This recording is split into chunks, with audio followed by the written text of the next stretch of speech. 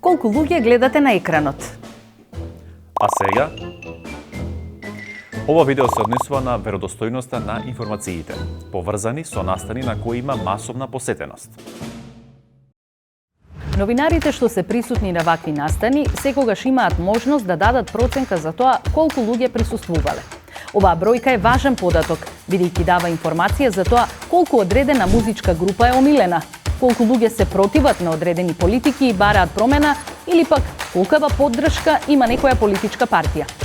Информацијата за масовноста изначи на публиката, бидејќи најчесто според неа го градат сопствениот став и ги преземаат следните чекори. Кога сте присуствувале лично на настанот, полесно може да донесете суд дали и кој медиум лаже за податокот за посетеноста.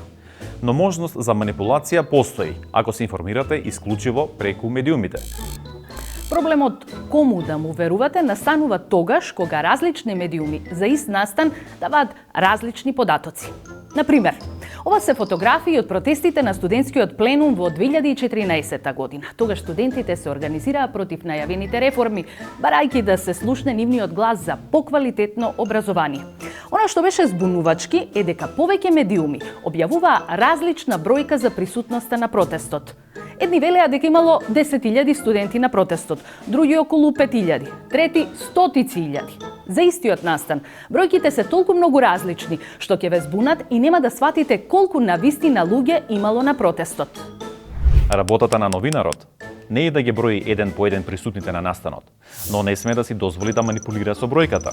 Како најлесно може да се провери бројот на присутните ако се имаат предвид локацијата, настанот и сликата од посетеноста. Map checking е алатка што може приближно да ви ги реши дилемите. Со неколку кликови помага да го измерите просторот на кој што се собрани групата граѓани, во случајот протестот на студентски пленум, и да даде можен број на посетеност според пропорциите на местото. На својот пребарувач пронајдете сателитската мапа за визуализација. Пишете го името на местото што сакате да го проверите, во случајот Скопје.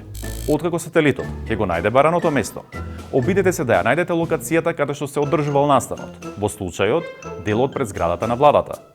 Следејќи ги фотографиите со кликање на курсерот, обележите го местото каде што гледате дека има луѓе. Откако ќе го обележите, на десната страна од екранот веќе стои проценка за бројот на луѓето што може да ги собере на тоа место според пропорциите. Истата дилема, кој лаже, а кој кажува точно, се појавува на речиси сите поголеми настани, без разлика дали има политичка конотација или се работи за посетеност на концерт. Но за разлика од порано, сега можете сами да проверите и да дознаете кој и зошто манипулира.